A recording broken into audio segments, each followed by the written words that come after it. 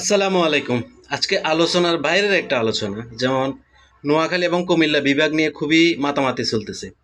মাঝখানে সবচাইতে বেশি মাইনকাছিপে যে জেলাটা পড়ছে সেটা হচ্ছে ফেনী জেলা। নোয়াখালী বিভাগ করতে চায়, তারাও ফেনীকে চায়। কুমিল্লা বিভাগ করতে চায়, তারাও ফেনীকে চায়। অথচ ফেনীর 99.9999% অর্থাৎ কতবার নয় বলা যায় না, অত পার্সেন্ট মানুষ কুমিল্লার সাথে কোনো অবস্থাতেই বিভাগে যুক্ত হতে চায় না।